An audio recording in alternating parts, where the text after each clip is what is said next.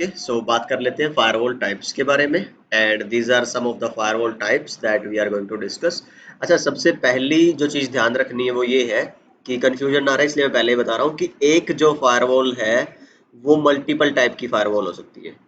Let's say मैं Windows 11 का laptop use कर रहा हूँ और इसमें मेरे पास इनबिल्ट विंडोज डिफेंडर फायरवॉल है। Let me show you window R firewall dot cpl। तो ये जो मेरी फायरवॉल है, राइट, कि यहाँ से आप इसको टर्न ऑन एंड ऑफ करते हो बहुत बार। This firewall comes under multiple categories. तो इसको सॉफ्टवेयर फायरवॉल भी बोल रहा हूँ मैं पहले तो। दूसरा, ये पर्सनल फायरवॉल भी कहलाएगी, ये होस्ट बेस्ड फायरवॉल भी कहलाएगी। ठीक है ना। तो ऐसा नहीं है कि कोई कॉन्क्रीट आपने बाउंड्री डिफाइन कर दी है और ये यही टाइप रहेगी, नहीं। जो फीचर्स मैच करेंगे आप उसके हिसाब से उस फायरवॉल को वैसा बोल दोगे। जैसे जो सिंपल सी बात, आपने डिवाइस खरीद लिया है, फायरवॉल खरीद ली है, तो वो हार्डवेयर फायरवॉल होगी, है ना। आपने लैपटॉप खरीदा है, उसके अंदर विंडोज इंस्टॉल करी है या लिनक्स इंस्टॉल करा है और उसके साथ जो आपको सॉफ्टवेयर फायरवॉल मिली है, सिक्योरिटी फीचर्स मिले हैं, वो भी आपके फायरवॉल कहलाएंगे, बट वो सॉफ्टवेयर वाले कहलाएंगे। तो इस तरह से आपकी एक टाइप्स आप डिफाइन करते हो। तो एक फायरवॉल मल्टीपल टाइप में लाई कर सकती है। तो that you need to understand. चलिए, तो हम बात करते हैं starting from software and hardware firewall. तो नाम से ही पता चल रहा है इसमें कुछ ज्यादा ऐसा एक्सप्लेन करने वाला है नहीं, जो बताने का था वो मैंने आपको बता दिया है। जो बेसिक फायरवॉल है सॉफ्टवेयर वाली, वो हर एक ऑपरेटिंग सिस्टम के साथ ऑलमोस्ट मिलती है। और एडवांस लेवल अगर आप चाहते हो इंस्टॉल करना, तो आप एंटीवायरस खरीद लीजिए, उसके अंदर भी आपको फायरवॉल मिल जाती है। ठीक है। So if you are using some antivirus, है ना, someone is using some antivirus, तो आप पाओगे कि उसमें फायरवॉल मेंशन होगा कहीं ना कहीं। ठीक है। एंड ऐसा होता है कि एंटीवायरस की फायरवॉल टेक ओवर कर लेती है जो डिफॉल्ट विंडोज की या लिनक्स की फायरवॉल होती है। तो वो भी प्रोविजन होता है इफ यू वांट दैट। ठीक है ना। सो this is about software firewall. और एक और जो नोट में लिखा हुआ है कि ऐसा नहीं है कि सिर्फ लैपटॉप्स पे, पीसीज पे ही यूज होनी है सॉफ्टवेयर फायरवॉल, नहीं। जैसे कंपनीज के अंदर सर्वर भी होते हैं ना, उनको भी प्रोटेक्ट करना होता है। सर्वर्स भी एंड डिवाइस ही कहलाते हैं। तो ये basically software firewalls and device protection के लिए होती है, एंड पॉइंट सिक्योरिटी के लिए। तो सर्वर्स को भी प्रोटेक्ट करना होता है, वहां पे भी फायरवॉल मिलेगी आपको, सॉफ्टवेयर फायरवॉल्स। ठीक है। एंटीवायरस वाली ही एक तरह से आप बोल सकते हो, बैकअफी, अवास्ट और वो सब सोल्यूशन मिलते हैं।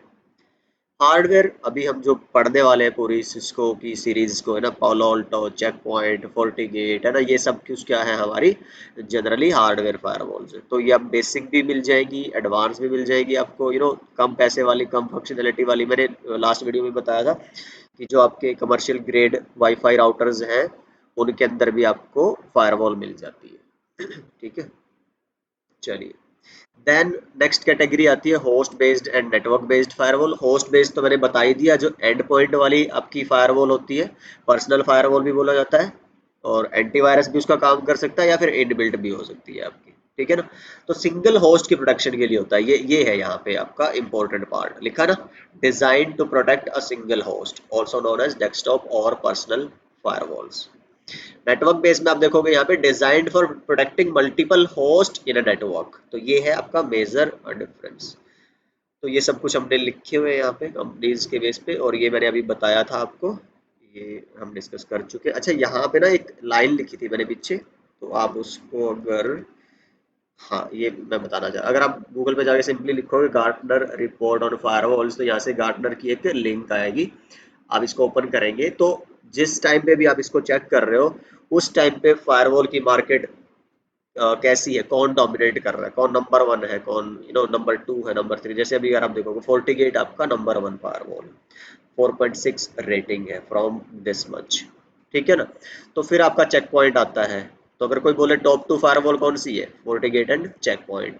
फिर पोलो ऑल्टो आती है, टॉप थ्री होगी। फिर तुम्हारा टॉप फोर पे कौन सा आ गया, सिस्को का ऐसे है। ऐसे ही फिर तुम्हारा सोफोस आता है। ठीक है ना। तो आप देखते जाओगे, सोनिक वॉल आ गया, फायरबॉक्स बाय वॉच गार्ड है, हुआवे की काफी नीचे आती है, जुनिपर का काफी नीचे आता है। ठीक है ना। so this is something that you can always look forward when you are searching about the quality, throughput and all of the things about firewalls। ये तो बस हाई लेवल है। आप अगर और भी इसके बारे में डिटेल में जाना चाहते हो, तो यहाँ पे काफी चीजें आपको मिल जाएंगी। All right. What else, stateless and स्टेटफुल firewall. एक तो स्टेटफुल है, एक स्टेटलेस। स्टेटलेस को हम पैकेट फिल्टरिंग फायरवॉल भी बोलते हैं।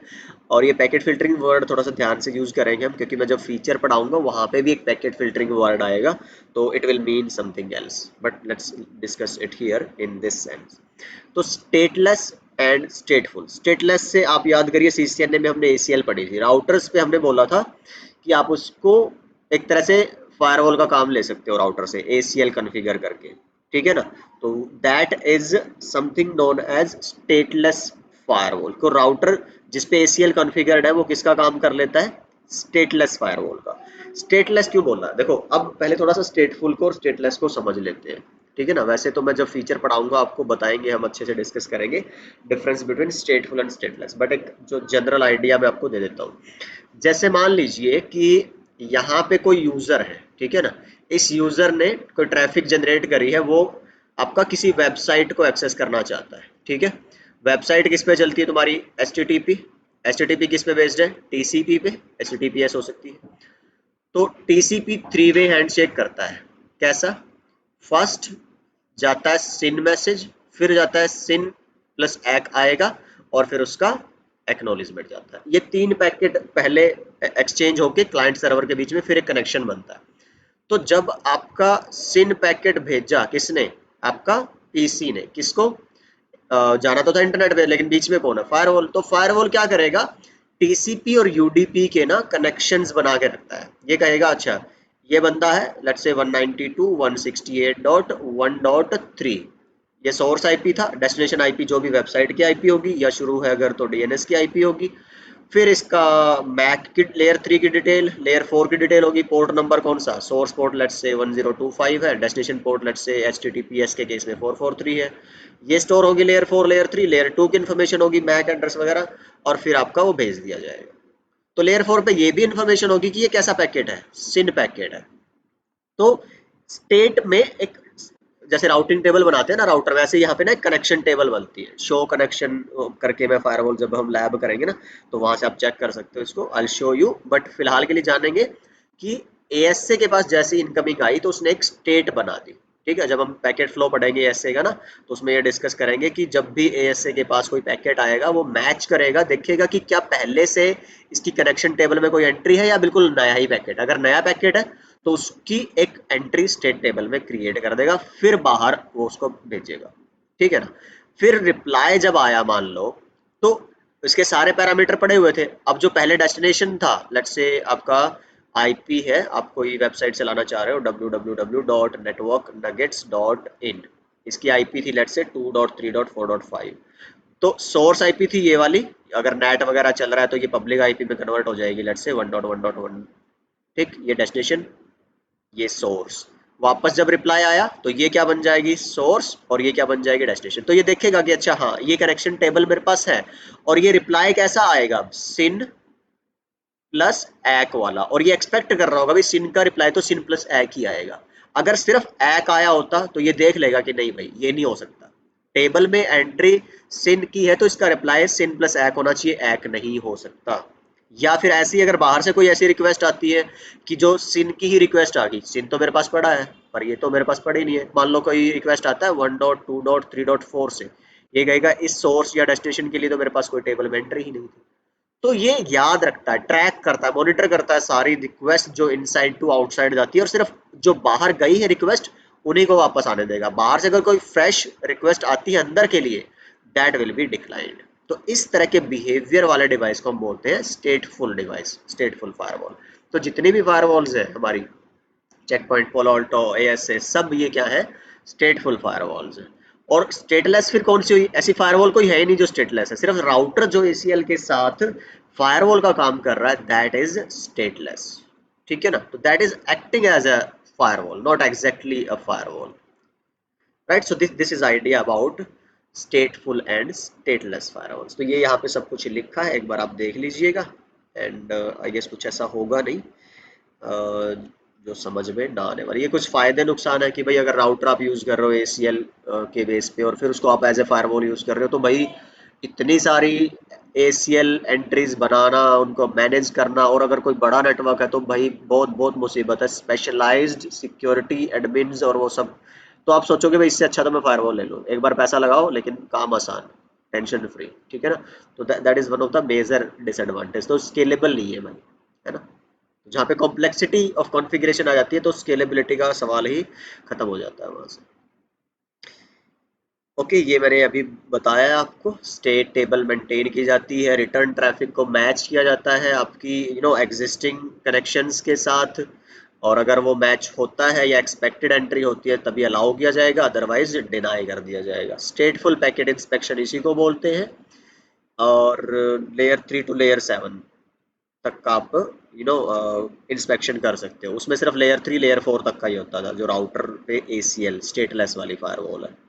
सेशन टेबल बनता है, इनबाउंड आउटबाउंड की एंट्रीज बनती है, ठीक है। सेशन टेबल में अगर है तो अलाउड, तो बाहर से कोई फ्रेश रिक्वेस्ट आती है, मैंने बताया दैट विल बी डिनाइड। ये सारी इन्फॉर्मेशन है स्टेट टेबल में जो स्टोर होती है। ये मैं अभी नहीं डिस्कस करूंगा, मैं आपको दिखाऊंगा ये प्रैक्टिकली जब हम लैब करेंगे ऐसे के अंदर शो कॉन की कमांड से।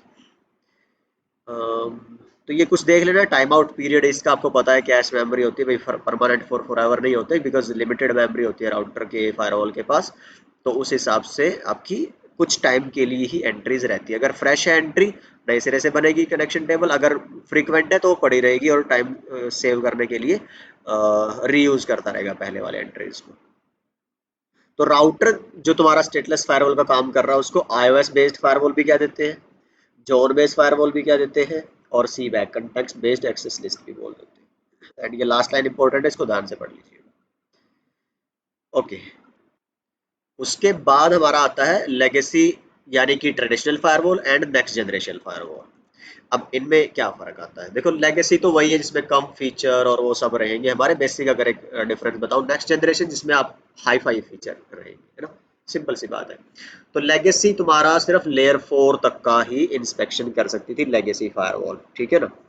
और आईपी एड्रेस के बेस पे, मैक एड्रेस के बेस पे, पोर्ट नंबर्स के बेस पे आप ACL कह लो या रूल कह लो, आप बना सकते हो फायरवॉल उसमें भी, ठीक है। और लेकिन इसमें नुकसान ये था कि मान लो तुमने ना कोई वो कर दिया, पोर्ट्स ब्लॉक कर दिए कि भाई, या फिर कोई एप्लीकेशन अपनी तरफ से ब्लॉक करी भाई, लेट्स से 80 या 443, ठीक है, या जो भी whatever you want to block. अब आपने बोला कि भाई ये तो ट्रैफिक ब्लॉक करा दी, लेकिन इसको ये नहीं पता कि कंटेंट और कंटेक्स्ट दो वर्ड आएंगे, हम आगे बात करेंगे। देखो नेक्स्ट जनरेशन फायरवॉल में आगे लिखा होगा कहीं पे, कंटेंट एंड कॉन्टेक्स्ट, मैं लिख देता हूँ। ये बड़े इंपॉर्टेंट वर्ड आते हैं, कंटेंट एंड कंटेक्स्ट। कि आपकी फायरवॉल को ये नहीं पता रहेगा कि भाई जो ये पैकेट है ये किस सिमिलर फ्लो ऑफ पैकेट्स का है। मतलब एक सिंगल पैकेट सेगमेंट तो जाता नहीं ना, एक ही लेट्स से कोई डाउनलोड अपलोड आप कर रहे हो तो उसके बहुत सारे हजारों लाखों पैकेट्स होते हैं। तो इसके लिए हर एक पैकेट इंडिविजुअल पैकेट है, ठीक है। तो कोई स्टेट टेबल और उससे इसकी कंपैरिजन और वो सब नहीं हो पाती। दूसरा, ये नहीं पता चल पाता कि भाई ये किस एप्लीकेशन का, यूजर जहां से ये पैकेट वगैरह आया है तो वो किस एप्लीकेशन का आया है, ठीक है ना। तो सोर्स का, एप्लीकेशन का इनको कुछ नहीं पता रहता है। तो इसलिए हम इनको क्या बोलते हैं कि भाई ये तुम्हारे लेगेसी, जो पुरानी, मतलब कि जिसको लेयर 7 एप्लीकेशन लेयर तक का कोई आइडिया नहीं है। तो इसलिए अटैक करना आसान है। आप क्या करो, मान लो जो भी आपने ब्लॉक करवाया था और उसकी ट्रैफिक को आप जो आपने परमिट करा रखे उसके अंदर भेज दो। कैसे, मैं थोड़ा एग्जांपल देके बताता हूँ। आपने DNS तो परमिट कराना ही पड़ेगा आपको 53 वाला। तो आप अपनी जो इनवैलिड तो नहीं कहूँगा, क्या बोलेंगे उसको, इलीगल भी नहीं कहेंगे, जो हार्मफुल ट्रैफिक है फॉर एग्जांपल, वो ये है, और वो आपने इसके अंदर डाल के भेज दी, या फिर 80 के अंदर डाल के भेज दी। तो ये तो सिर्फ ये देखेगा, अच्छा 80 पोर्ट नंबर तो मैंने अलाउ कर रखा है, इसके अंदर क्या है इसको कुछ नहीं पता। तो इनके अंदर डीप पैकेट इंस्पेक्शन नाम के फीचर नहीं होते, ठीक है। कंटेंट वेरिफिकेशन नाम के फीचर नहीं होते, तो अंदर नहीं देख पाएंगे, बस ये सिर्फ मेन मेन चीजें देखेंगे। और भाई वहां से अगर प्रोटेक्टेड है, मान लो अलाउड है, तो अंदर चाहे आप जो मर्जी ये वैसा ही है ना भाई, आर्मी के व्हीकल के अंदर आप ड्रग्स बेचने लग जाओ या इलीगल रॉकेट लॉन्चर बेचने लग जाओ आप। तो अब आप देखो भाई, ये इंडियन आर्मी का ट्रक है, अलाउड है, चेक पोस्ट से निकल जाएगा, अंदर नहीं कोई चेक करेगा। तो अब अंदर क्या पड़ा भाई, किसी को क्या पता। तो ये लेगेसी फायरवॉल वाला काम है। लेकिन अगर नेक्स्ट जनरेशन फायरवॉल वैसी चेक पोस्ट हो नेक्स्ट जनरेशन वाली, तो भाई आर्मी का हो, किसी का, चाहे US का हो, चाहे नासा का हो, कोई ट्रक हो भाई, हम तो अंदर भी चेक करेंगे और हर एक चीज चेक करेंगे। वो है नेक्स्ट जनरेशन फायरवॉल। तो उसको डीप पैकेट इंस्पेक्शन बोलो जब हम फीचर पढ़ेंगे ना, आगे नेक्स्ट वीडियो में आई गेस, तब हम बात करेंगे डीपीआई और एप्लीकेशन विजिबिलिटी एंड कंट्रोल इन सब के बारे में। तो that is about next generation. तो वो सारे फीचर जिसके अंदर होते हैं, that firewall is known as your next generation firewall. तो कैसे करती है ये वाले काम नेक्स्ट जनरेशन फायरवॉल जो है वो, एक तो मैंने second last I guess video है 190 नंबर की है शायद, एआई और एमएल के ऊपर वीडियो है, सीसीएनए की ही। तो उसमें आप पढ़िएगा, वो काफी लंबी एक वीडियो हमने बना रखी है। एंड एआई और एमएल टूल्स को यूज करती है। देखो एक्चुअली आर्टिफिशियल इंटेलिजेंस और मशीन लर्निंग एल्गोरिदम होते हैं, आपका जो ये फायरवॉल है ना, उसका जो ऑपरेटिंग सिस्टम है उसमें वो पड़े होते हैं। देखो दो तरीके से काम कर सकती है कोई फायरवॉल। एक तो होता है कि आपने फायरवॉल लगाई है, मान लो ये कंपनी, और ये अगेन मैं सिर्फ सिस्को की बात नहीं कर रहा, ये हर एक वेंडर के लिए है। आपने क्या किया भाई, फायरवॉल लगा दी, ठीक है, और आपने सिर्फ ऑफलाइन का ही सब्सक्रिप्शन या लाइसेंस लिया हुआ है, आपका कोई क्लाउड सोल्यूशन नहीं है। तो इसके अंदर जो ऑपरेटिंग सिस्टम है उसी के अंदर फिर आपकी एल्गोरिदम जो चल रहा है, सारे उसमें सिग्नेचर डेटाबेस आपके क्या बोलते हैं उसको, एप्लीकेशन के जो स्टैटिस्टिक्स होती है, पैटर्न होता है ट्रैफिक का, वो सब कुछ डिफाइंड रहता है, जैसे एंटीवायरस के अंदर होता है ना, इस तरह से। तो उससे पास होके जो भी ट्रैफिक या फ्लो ऑफ पैकेट्स या कंटेंट जाएगा, इससे जो मैच होगा वही सिर्फ क्या होगा, अलाउड, अदरवाइज वो क्या हो जाएगा, डिनाई। तो बहुत सारी चीज यहाँ इसके अंदर ना, बहुत सारी चीजें पढ़ाऊंगा नेक्स्ट वीडियो में, बट अभी के लिए सिर्फ समझ लो कि ये ऑफलाइन सिर्फ इतना है। ऑनलाइन में क्या फायदा है कि आप ना इंटरनेट से भी जुड़े हो, ठीक है, लेट्स से, और आपने सिस्को का फॉर एग्जांपल अगर मैं बात करूं, हर किसी का अपना क्लाउड है, सिस्को का क्लाउड है टेलोस जो सिक्योरिटी क्लाउड है। तो वो 24/7 दुनिया भर में जितनी भी सिस्को की फायरवॉल्स है, सबकी ट्रैफिक को मॉनिटर कर रहा है, ठीक है। और आपकी जो इंटरनल ट्रैफिक है वो यहाँ तो कंपेयर होगी ही होगी।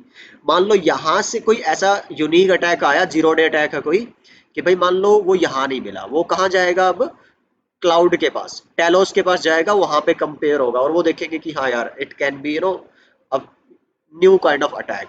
तो उसकी बारे में यहाँ तो अपडेट आएगी आएगी, वो कहेंगे 2-4 मिनट के अंदर हम इसका अपडेट डाल के और यहाँ भेज देंगे। तो आपकी फायरवॉल का जो सॉफ्टवेयर था वो अपग्रेड हो जाएगा नए पैच के साथ। और बाकी सारी भी जो फायरवॉल है, जिन्होंने क्लाउड वाला सिक्योरिटी वाला सब्सक्रिप्शन ले रखा, सब पे मान लो एक बंदा अगर अफेक्ट हुआ तो सारे अफेक्ट नहीं होंगे। तो इस तरह के जो हाई फाई फीचर होते हैं वो नेक्स्ट जनरेशन फायरवॉल्स के अंदर होते हैं। I guess I made my point clear. ये मैंने क्यों बताना पड़ा मेरे को अभी सिर्फ ahead of the topic, just because I have mentioned here use the following for protection. So I guess that is clear to you.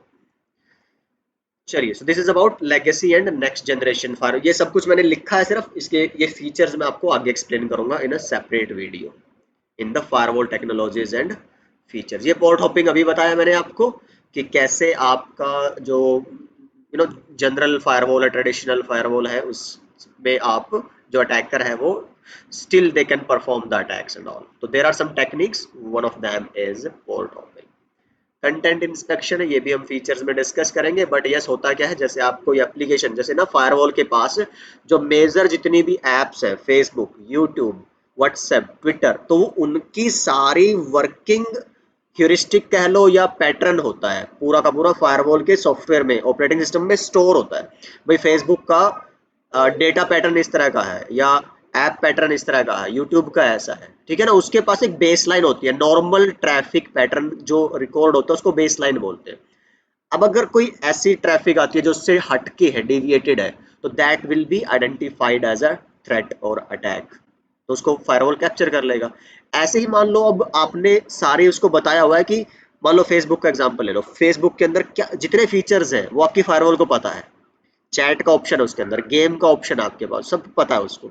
आप चाहते हो कि फेसबुक चलती रहे और चैट ना चले, होता है ना, कई लोग फाइल अटैच करके भेज देते हैं चैट में, फेसबुक पे चैट करते हैं और अपना कोई सीक्रेट लीक कर देते हैं, कोई कॉन्फिडेंशियल इन्फॉर्मेशन बाहर बता देते हैं, है ना। तो उस चैट के फीचर को कंपनी ब्लॉक कर सकती है, वो कंटेंट इंस्पेक्शन के अंदर। ये मैं आपको फिर again will discuss in the firewall features. तो यहाँ क्यों लिखा हुआ है, just to emphasize the fact that this is the reason this kind of firewall are known as next generation firewall, because इनके अंदर इस तरह के फीचर होते हैं। That is the idea here.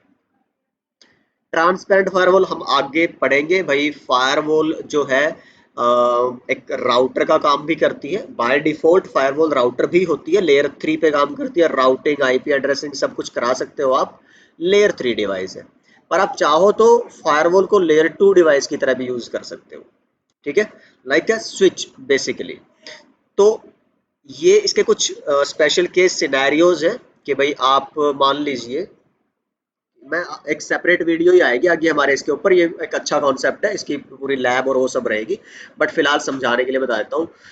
मान लो आपने क्या कर रखा है, ये आप इंटरनेट से जुड़े हुए हो, ये आपका राउटर है, और इधर आपका फिर पूरा लैन है, 3 tier 2 tier architecture, core switch और डिस्ट्रीब्यूशन स्विच सब कुछ है, यहाँ पे आपका पूरा लैन कैन एनवायरनमेंट है। आपने यहाँ पे भाई आईपी एड्रेसिंग भी कॉन्फ़िगर कर रखी है, आपने यहाँ पे भाई अपना राउटिंग भी कर रखी होगी, डिफ़ॉल्ट राउटिंग डालते हैं जैसे हम बाहर की तरफ, फिर आपने नेट भी चला रखा होगा यहाँ पे, ठीक है, हो सकता है आपने वीपीएन भी कॉन्फ़िगर कर रखा हो, आपने एसीएल वगैरह भी लगा रखी है, तो सारी चीज़ें आपने कर रखी है ऑलरेडी। अब आप चाहते हो कि भाई फायरवॉल लगानी है, ठीक है, तो firewall you will introduce somewhere, let's say आपने क्या कर दिया, अब इसको हटा दिया और यहाँ पे फायरवॉल लगा दी राउटर की जगह, ठीक है ना। तो अब आपको ये सारी चीजें दोबारा करनी पड़ेगी, आईपी की स्कीम चेंज करनी पड़ेगी एंड ऑल। अब आप चाहते हो कि ये सब कुछ नहीं करना, जो एग्जिस्टिंग इंफ्रा है you don't want to touch that और change that, so what you can do, आप इसको एज इट इज रहने दो, यहाँ बीच में कहीं पे फायरवॉल लगा दो, ठीक है ना। तो ये जो सबनेट है यहाँ पे, लेट्स से आपका 10.1.1.10.1.0.0/16 का सबनेट है, इसी का एक आईपी आपका इस इंटरफेस पे आ जाएगा, इसी का एक आईपी आपका इस इंटरफेस पे, तो ये आपका आउटसाइड इंटरफेस बन जाएगा फायरवॉल का, ये आपका इनसाइड इंटरफेस। तो ये हम बात करेंगे, बट द पॉइंट इज यहाँ पे अब ये फायरवॉल लेयर 2 का काम करेगी एंड सेम नेटवर्क पे आ जाएगी, जो तुम्हारा एग्जिस्टिंग नेटवर्क था ना ये वाला, इस पे ही ये काम कर लेगी। तो this kind of firewall is known as a what is that, transparent firewall. So I guess that makes sense. Finally होता है प्रॉक्सी सर्वर्स होते हैं, प्रॉक्सी फायरवॉल भी बोल देते हैं उसको। तो क्या करते हैं जनरली हम, कंटेंट जो यूआरएल है, यूआरएल फिल्टरिंग के लिए हम यूज करते हैं कंपनीज में। प्रॉक्सी का आपको सबको पता होगा भाई, प्रॉक्सी अटेंडेंस लगाते हैं जैसे स्कूल्स में कॉलेजेस में ना, किसी की हाजिरी कोई बोल देता है नीचे गर्दन करके आवाज बदल के, तो वो प्रॉक्सीज है भाई, है ना। तो यहाँ पे भी हम वैसा ही कर सकते हैं, मान लो कि यहाँ यूजर्स हैं, इसके ऊपर क्या होता है ना, प्रॉक्सी फायरवॉल्स के ऊपर डेटाबेस होते हैं, जैसे एप्लीकेशंस के सिग्नेचर डेटाबेस होते हैं, तुम्हारे पास सर्च इंजन्स के डेटाबेस होते हैं, गेमिंग वेबसाइट्स के, ऑनलाइन स्ट्रीमिंग वेबसाइट्स के, है ना, टोरेंट के, सब कुछ यहाँ पे इसके डेटाबेस में होता है, जो इसका ऑपरेटिंग सिस्टम है। उसमें आप बोल सकते हो कि भाई आपने सर्च इंजन अलाउ कराना है, करवा दिया, तो ये यहाँ पे नहीं है एक्चुअली, ये है proxy server, search engine allow करवाना है, आपने गेमिंग नहीं करानी अलाउ, आपने लेट्स से स्ट्रीमिंग वेबसाइट जैसे यूट्यूब है, नहीं करानी अलाउ, ठीक है, आपने मल्टीमीडिया साइट्स, सोशल साइट्स, नहीं करानी अलाउ, ठीक है, आपने मेल, हाँ जी मैंने करानी अलाउ। तो अगर यहाँ से आपकी ट्रैफिक आती है, फॉर एग्जांपल आप जाना चाह रहे थे किस पे, मेल करना चाह रहे हो आप कोई, तो यहाँ रिक्वेस्ट आएगी आपकी डायरेक्ट, अब इंटरनेट पे नहीं जा रही आपकी रिक्वेस्ट, कहाँ पे फॉरवर्ड हो रही है, प्रॉक्सी सर्वर के पास। प्रॉक्सी चेक करेगा अपना डेटाबेस, अपनी कॉन्फ़िगरेशन कि भाई मेल अलाउड है, अलाउड है, फिर यहाँ से अब आप जा सकते हो अपने मेल सर्वर के पास, अलाउड है। ऐसे ही मान लो आप दूसरी कोई रिक्वेस्ट करना चाह रहे थे, कि आपने बोला मैं लेट्स से कोई टोरेंट से फाइल डाउनलोड करना चाहता हूँ, अब आप डायरेक्ट नहीं जाओगे, आप गए यहाँ पे, ये कहेगा टोरेंट तो नहीं, ब्लॉक है, तो आपको बाहर नहीं भेजा जाएगा, ठीक है, तो इसको पता चल जाएगा मैं आगे एक्सेस टोरेंट को नहीं कर पा रहा हूँ। सो यहाँ आप देखोगे ये प्रॉक्सी का काम कर रहा है, किसके लिए, एंड यूजर्स के लिए। ये अब डायरेक्ट नहीं जा पा रहा, इसके बिहाफ पे कौन बात कर रहा है बाहर इंटरनेट से, आपका proxy server. So that is the basic idea of your proxy। अच्छा, proxy कोई नॉर्मल सर्वर भी हो सकता है, और फायरवॉल भी proxy सर्वर का काम कर, यहाँ पे मैंने अलग अलग लिख दिए, कंफ्यूज नहीं होना, एक सिंगल फायरवॉल ही proxy सर्वर का काम कर लेगी, या वो proxy फायरवॉल कहलाएगी, मतलब कि ये फीचर भी होता है फायरवॉल के अंदर, आप ऐसे ध्यान रख सकते हैं, जस्ट टू अंडरस्टैंड।